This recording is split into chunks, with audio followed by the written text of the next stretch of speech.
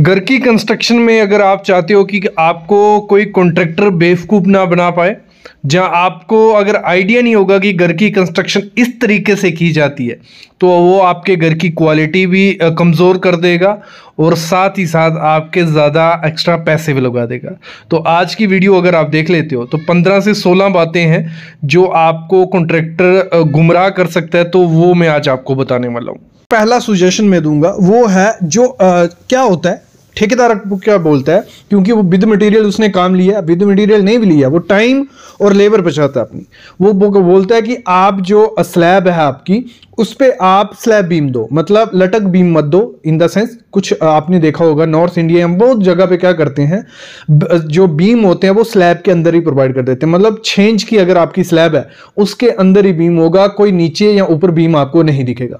तो आपको क्या करना है, आपको उसको बोलना है मेरे को चाहिए टी बीम, क्योंकि हम फ्रेम स्ट्रक्चर बना रहे हैं, हम लोग कॉलम दे रहे हैं। किसके लिए दे रहे हैं? मतलब स्लैब का लोड डिस्ट्रीब्यूट करने के लिए हमें बीम प्रोवाइड करने हैं। बीम हमारा लोड जो भी होगा स्लैब का या सेकंड स्टोरी या थर्ड स्टोरी का, वो कॉलम के थ्रू फुटिंग में डिस्ट्रीब्यूट कर देगा। पहली चीज, यहां आप स्लैब देख रहे हो प्रॉपर तरीके से बांधी गई है, कोई इसमें दिक्कत इतनी नहीं है, क्योंकि इसमें जो कवर ब्लॉक मेन चीज होती है, कवर ब्लॉक आपने प्रॉपर प्रोवाइड करना ही करना है। मैं कवर ब्लॉक का आगे आपको दिखाने वाला हूं, किस तरीके से कवर ब्लॉक प्रोवाइड करोगे स्लैब में तो अच्छा रहता है। पहली चीज, स्टील तो आपको मेंशन देखना ही देखना है, ड्राइंग के हिसाब से स्टील आपका होना चाहिए। लेकिन सबसे पहले जो मोस्ट इंपॉर्टेंट चीज होती है वो चेक करनी है, ये जो लैब आप देख रहे हो। जब भी आपकी स्लैब कास्टिंग होने वाली होती है, नेक्स्ट स्टोरी आप डालने वाले हो नहीं डालने वाले हो, दूसरी स्टोरी बाद में डालोगे, लेकिन आपका सरिया जो होता है वो स्लैब से थोड़ा ही ऊपर होता है, मोस्टली ये होता है। लेकिन वहां पे आपको लैब प्रोवाइड कर देना है स्लैब में, नहीं तो बाद में दिक्कत आएगी। और लैब किस तरीके से प्रोवाइड करना है, जैसे यहाँ है अल्टरनेट, देखो आधे सरिये ऊपर हैं, आधे 50% ऊपर होने चाहिए, 50% नीचे, और प्रॉपर जॉगल के साथ किया है। ये जॉगल देखो इस तरीके से जॉगल करनी है, और इस तरीके से बाइंडिंग वायर भी उसको बांधनी है। ये मैं बोलूंगा अच्छे तरीके से टेक्निकल वे से इसको बांधा हुआ है। इस तरीके से अगर बीम को बांधते हो तो प्रॉपर लोड ट्रांसफर होता है। और यहां आप देख रहे हो पूरा जॉगल, और इस हिसाब से जॉगल को घुमाया गया है कि आपका कवर भी आपको मिलता रहे। ये चीजें ध्यान देनी होती हैं। फिर दूसरी चीज जो स्लैब में बहुत इंपॉर्टेंट चीज होती है, जहां हमारा क्रैंक बार आता है, आगे बात करने वाला हूं क्रैंक बार क्या होता है क्या नहीं, तो वहां चेयर आपको प्रोवाइड करनी है। सामने आप चेयर देख रहे हो, इस पे भी मैं आगे बात करने वाला हूं, क्योंकि थोड़ी थोड़ी चीजें मैं अभी बताऊंगा, आगे क्लियर पूरा इससे अच्छे तरीके से हम बात करेंगे। और जैसे आपकी कंडक्ट पाइप आप देख रहे हो, कंडक्ट पाइप का पूरा आपको पहले ही प्लान कर लेने कैसे कैसे आएंगी, और एक जगह पे मतलब दो कंडक्ट पाइप को मत छोड़ो साथ में, पॉसिबल हो थोड़ा घुमा के ले जाओ, लेकिन एक जगह पे अगर कंडक्ट पाइप रहती है वहां कंक्रीट नहीं आता है और वहां पे खराब होने के चांसेस होते हैं, फिर थोड़ा वीक पड़ जाती है वो सेक्शन। और ये कवर ब्लॉक आप देख रहे हो, ये पीवीसी के कवर ब्लॉक यूज किए गए। तो पीवीसी का कवर ब्लॉक क्या है, प्रॉपर से देखो, यहाँ मेरे ख्याल में 25 mm कवर ब्लॉक आपको स्लैब में होना चाहिए, और यहाँ 25 mm ही है, और अच्छे तरीके से बांधा गया, और 1 स्क्वायर मीटर में 5 से 6 कवर ब्लॉक प्रोवाइड किए हैं। और यही सही तरीका है कवर ब्लॉक प्रोवाइड करने का। अगर ऐसे नहीं करोगे, कहीं जगह से जाली चिपकी रहती है, वहां कंक्रीट अच्छे से नहीं हो पाता है। भले आपके पास कंक्रीट का कवर ब्लॉक है, M30 ग्रेड का बनाओ प्रॉपर से, तो उसमें कुछ नहीं होगा। फिर हमारा इसी में जब स्लैब हो रही होती है, आपको साइड के जो बीम होते हैं उनमें पहले ही चेक कर लेना है, साइड लगने से पहले, कि प्रॉपर नीचे कवर ब्लॉक प्रोवाइड किया है या नहीं किया। यहाँ आप कंक्रीट देखो, कंक्रीट का कवर ब्लॉक देख रहे हो, स्टीयर्स की स्पेसिंग देखने के लिए बेसिक चीजें हैं वो करनी है आपको। देखो जब भी आप ड्राइंग लेके आते हो, जो तेज कॉन्ट्रैक्टर रहते हैं वो क्या बोलते हैं आपको, कि ये जो आर्किटेक्ट है या स्ट्रक्चरल इंजीनियर है, इसने जो स्टील मेंशन किया, ये बहुत ज्यादा एक्स्ट्रा स्टील प्रोवाइड किया इसने। ये तो हम कब से घर बना रहे हैं, इतना स्टील हमने देखा नहीं। सिविल इंजीनियर क्या होते हैं, बेवकूफ होते हैं, ये सब चीजें वो बोलेगा, उनको कुछ आइडिया नहीं है। आर्किटेक्ट को कुछ आइडिया नहीं है कि कितना सरिया देना होता है, इतने ज्यादा कॉलम दे दिए भाई। ये पूरी प्रॉपर प्लानिंग के साथ चीजें होती है। और आर्किटेक्ट जो आता है वो पूरा स्ट्रक्चर इंजीनियर से कंसल्ट करेगा, प्रॉपर लोड देखेगा, वो उस हिसाब से आपको सरिया देता है कि आपके कॉलम में इतना सरिया आएगा। क्योंकि फ्यूचर प्लानिंग भी कुछ नाम होता है। फ्यूचर प्लानिंग क्या है, आजकल लोग सिंगल स्टोरी के लिए डिजाइन नहीं करवाते, आप 3 स्टोरी को लेके चलते हैं, क्योंकि डुप्लेक्स 3 स्टोरी मतलब नॉर्मल है, तो उस हिसाब से उस चीज को डिजाइन किया जाता है। जैसे स्ट्रक्चरल इंजीनियर ने बोला है वैसे ही आपको स्टील प्रोवाइड करना है। अगर उसने कहा है कि 4 मीटर पे एक बीम कॉलम देना है तो देना है।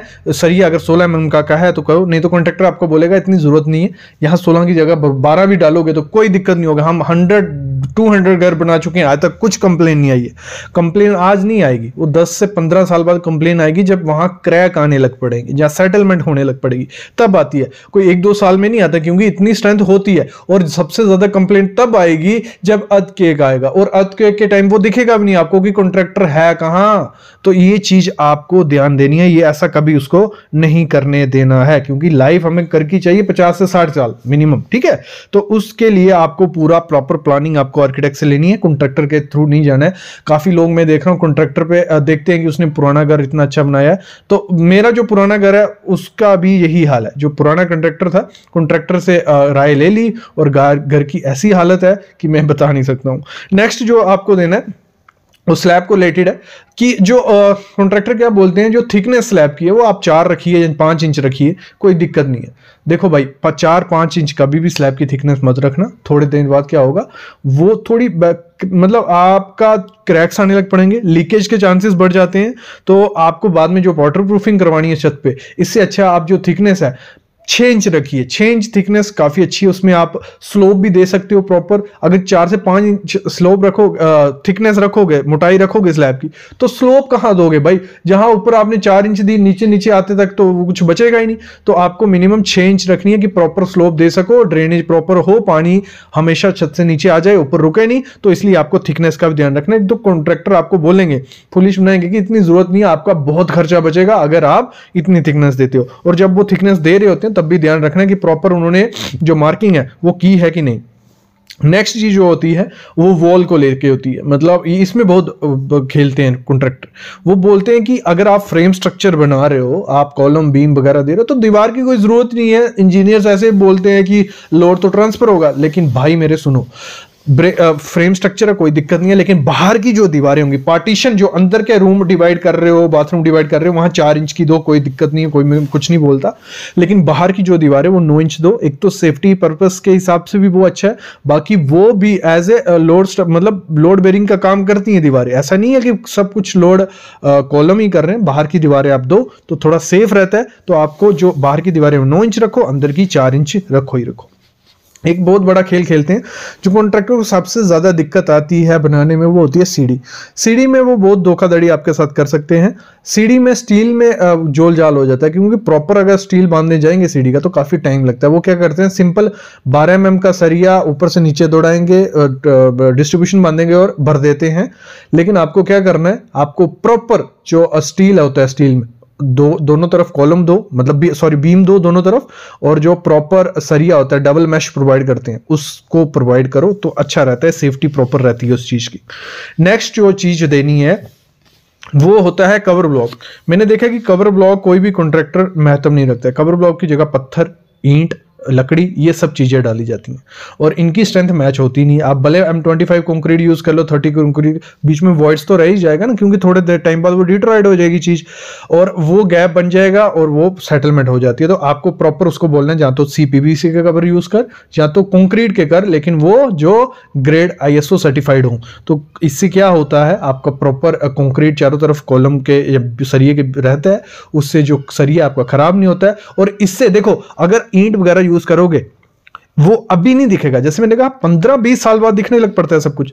उसके बाद जो आपका सरिया वो काला सा पड़ गया होता है, आपके छत का प्लास्टर गिर रहा है, आपका कॉलम में क्रैक आ रहे हैं, तो वो काफी देर बाद दिखता है। ये चीजें आपको अभी से ध्यान देनी पड़ेंगी। और मैंने काफी चीजें देखी हैं, कॉन्ट्रैक्टर मतलब लेबर बचाने के लिए, ईंट बचाने के लिए एक्स्ट्रा वेंटिलेशन दे देते हैं, मतलब ज्यादा बहुत खिड़कियां प्रोवाइड कर देते हैं। ये ध्यान नहीं आता है, ये लगता है कि ठीक है यार खिड़कियां इतनी प्रोवाइड कर रहा है, अच्छी बात है, लेकिन इसमें खर्चा इंक्रीज हो जाता है आपके, जो फिर आपको उसके लिए खिड़कियों का खर्चा बढ़ेगा। तो वो लेबर बचाने के लिए एक्स्ट्रा खिड़कियां वेंटिलेशन दे देता है, वो भी आपको ध्यान देना है। और बहुत बड़ा स्कैम करते हैं यहाँ पे, वो होता है एक्स्ट्रा बालकनी और एक्स्ट्रा गैलरी देख के। होता क्या है, आपने रेट किया होता है स्लैब और गैलरी का कि पर स्क्वायर फीट हम 1200 स्क्वायर फीट 1300 स्क्वायर फीट देने वाले हैं, तो वो गैलरी प्रोवाइड करते हैं 2-2, 3-3, 4-4 फुट की, और उसी को नापते हैं। और उससे क्या उनका खर्चा बच गया, लेकिन आपके कुछ काम की नहीं आने वाली वो गैलरी। उस गैलरी में आप जाओगे भी नहीं, ना वहां कुर्सी लगती है ना किसी, मतलब गैलरी में कहाँ टाइम है यार, आजकल सब बिजी लोग हैं। तो गैलरी उतनी दो जितनी जरूरत है, और जो छत की गैलरी है उसको ध्यान देना कि 3 बहुत है, 3 फीट से ज्यादा दे रहा है तो कुछ काम की नहीं है, वो अपना खर्चा बना रहा है। और एक और आजकल स्कैम चल रहा है, जो फॉल सीलिंग तो हर लोग करवा रहे हैं, पीवीसी की है या पीओपी की फॉल सीलिंग है, तो उसमें क्या करते हैं कि छत का प्लास्टर नहीं करते हैं वो लोग। तो भाई छत का प्लास्टर जरूर करवाओ, भले आप फॉल सीलिंग करवा रहे हो लेकिन 6 mm का थिकनेस रखो, कुछ ज्यादा थिकनेस रखो नहीं, क्योंकि छत के प्लास्टर में काफी टाइम लगता है। तो कॉन्ट्रैक्टर बोलता है अगर आप फॉल सीलिंग करवा रही हो तो आपको क्या जरूरत है प्लास्टर करवाने की? नहीं, आपको जरूरत है, क्योंकि एक जो हमारा कंक्रीट है उसको एक एक्स्ट्रा लेयर देती है, और जो अगर बाई चांस कोई डैम्पनेस, थोड़ी बहुत डैम्पनेस भी आती है छत से, तो वो उसको थोड़ा तो कवर करेगी। तो मेरे ख्याल में आपको प्लास्टर करवाना है, नहीं तो डायरेक्ट कॉन्ट्रैक्ट में पीओपी आएगी छत के, तो वो गिरने के चांसेस बढ़ जाते हैं और फेलियर के चांसेस बढ़ जाते हैं। तो जो स्पेसिंग का एक और जोल करते हैं, जो स्ट्रक्चर यहाँ आर्किटेक्ट इंजीनियर हमें स्पेसिंग कही होती है कि आपको 150 mm स्पेसिंग रखनी है यहाँ से जहाँ तक, यहाँ पे आपको 200 mm स्पेसिंग रखनी है, यहाँ 150। तो कॉन्ट्रैक्टर बोलता है भाई इतनी स्पेसिंग, इतनी कम स्पेसिंग कोई जरूरत नहीं है, हमने काफी घर बनाया, कुछ नहीं होगा। तो वो स्पेसिंग दे देता है 200 300 mm, यहाँ 250, जहाँ 150 का है वहां 200 कर देगा, उसका टाइम बचता है, सरिया बचता है। लेकिन आपको कहना है कि कॉलम में उसने कहा है अगर 1 मीटर तक आपको 100 mm की स्पेसिंग देनी है तो देनी है, यहाँ 150 देनी है तो देनी है। ये चीजें आपको चेक करनी है, और सरिया जरूर चेक करना, ग्रेड, ब्रांड, ये सब चीजें, ये बहुत इंपॉर्टेंट चीज होती है। दूसरी चीज होती है हाइट। घर की हाइट 10 फुट की जगह वो 9 फुट कर देंगे, तो वो दिक्कत आएगी जब फॉल सीलिंग कराओगे, काफी नीचे आ जाती है। तो आपको जो प्रॉपर उसको बोलना है 10 से 11 फुट हाइट रख, वो बोलेंगे नहीं कोई जरूरत नहीं है इतनी, 11 फुट हाइट क्या करोगे आप, क्योंकि आपकी ईंट बचेगी अगर 11 फुट नहीं करते हो। तो वो अपना टाइम बचा रहा है, अपनी ईंट बचा रहा है। तो ये चीजें भी आपको ध्यान रखनी है। एक बहुत बड़ी इंपॉर्टेंट चीज होती है जब फुटिंग या एक्सकवेशन या प्लिंथ बीम हो रहा है, वहां जो फिलिंग की जाती है सैंड, वो आपको मुरम प्रोवाइड करनी है। आपको कभी भी पत्थर वाली मिट्टी वो नहीं करना, क्योंकि सेटलमेंट, वो सबसे ज्यादा जो सेटलमेंट होती है वो होती है जो आप डायरेक्ट वो मिट्टी डाल देते हो, ना उसमें रोलर फेरते हो, ना कॉम्पैक्शन करवाते हो, ना फ्लडिंग करते हो, तो वो बाद में बैठती है। अगर बाद में वो 50 कोई 2 इंच भी बैठी ना, आपके घर में नीचे से ऊपर तक क्रैक आ जाएगा, तो वो चीज अच्छी नहीं है। तो आपको प्रॉपर जो मुरम फिलिंग करवानी है, प्रॉपर कंपैक्शन और उसमें फ्लडिंग करवानी है। फुटिंग की डेप्थ कम कर देते हैं, आपको सजेशन देंगे कि आप 2 स्टोरी का घर बना रहे हो, इतनी फुटिंग 6 फुट फुटिंग क्या करनी है, हमने 10 घर बनाए पीछे, हमने तो सिर्फ 4 फुट फुटिंग दी और कुछ भी नहीं हुआ। भाई हर कंडीशन अलग है। जो आर्किटेक्ट ने अपनी सॉइल देखी होगी, उसने पूरा डिजाइन किया होगा आपके घर का, तो उसने 6 फुट का है तो 6 फुट प्रोवाइड करो। कॉन्ट्रैक्टर की कुछ बातों में, कुछ कॉन्ट्रैक्टर की मैं बात कर रहा हूं, हर एक कॉन्ट्रैक्टर ऐसा नहीं होता है। हर एक कॉन्ट्रैक्टर प्रॉपर आप एग्रीमेंट करो उसके साथ, तो वो पूरा फॉलोअप करेगा, आपको बस चेकिंग करनी है। तो ये चीजें आपको ध्यान देनी है। और मैं हमेशा कहता हूं कॉन्ट्रैक्ट जरूर करके रखो। नेक्स्ट चीज जो होता है, कॉलम की और बीम की या स्लैब की जो लैपिंग होती है, वो उसमें ध्यान नहीं देते। कहीं भी लैप दे देंगे, मतलब बीम में कहीं भी लैप दे रहे हैं, कॉलम में कहीं भी लैप दे रहे हैं, तो आपको प्रॉपर लैपिंग प्रोवाइड करनी है। भाई लैपिंग से बहुत काम पड़ता है। मतलब स्टील प्रोवाइड करने का कोई फायदा नहीं अगर आपने लैपिंग, जो जोड़ आता है, देखो एक सरिया कितना ही होगा, वो सरिया बचाने के देखिए कहीं भी लैपिंग दे देंगे, तो ये बहुत बड़ी मिस्टेक होती है। और लैपिंग का जरूर देख लेना है रूल, कि बीम को आपको ऊपर में कहाँ, नीचे में लैपिंग कहाँ देनी है, कॉलम को लैप कहाँ करना है। 2 सरियों को जोड़ते हैं ना, क्योंकि हमारा 12 मीटर का सरिया है, जहाँ जो कट पीस होगा तो उसको बचाने के लिए वो लैप कर देंगे, लेकिन आपको प्रॉपर जगह पे लैपिंग देनी है। ये चीज भी होती है, देखो।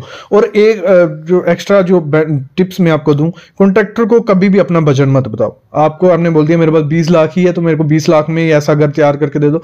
एक चीज मैं मस्ट कहूंगा, कॉन्ट्रैक्टर को कभी भी ना अपना बजट मत बताओ यार। अगर बजट बता रहे हो तो वो उसी हिसाब से आपका माइंड सेटअप कर देगा, ये चीज लगाओ, ये लगाओ। और जो 20 लाख होगा ना, वो 20 लाख तो लगा ही देगा, 10 लाख एक्स्ट्रा लगवाएगा। तो आपको अपना बजट कभी नहीं बताना है कॉन्ट्रैक्टर को।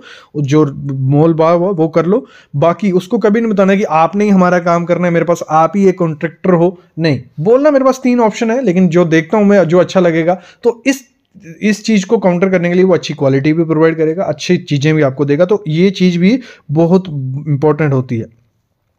कभी भी उसको ये मत बोलना कि कम पैसे में कर दो।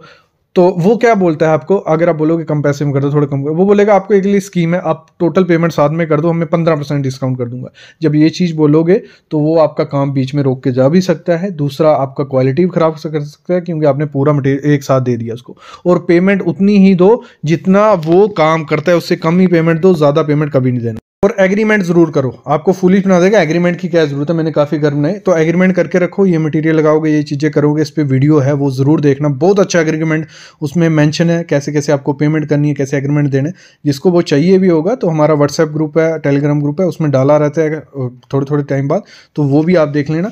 तो ये 15 से 20 चीजें होती हैं अगर ये 15 से 20 चीज़ें में आप बच गए तो अच्छा। ये तो आरसीसी का था। अगर फिनिशिंग के आइटम में आपको क्या क्या सजेशन मिल सकते हैं, क्या आपको बेवकूफ़ बना सकते हैं, उस पर वीडियोस चाहिए होगी, आप कमेंट करना, मैं ज़रूर ले आऊँगा। और प्लीज़ यार थोड़ा प्यार दो, शेयर करो, दोस्तों के साथ शेयर करो और चैनल को ज़रूर सब्सक्राइब करके रखो।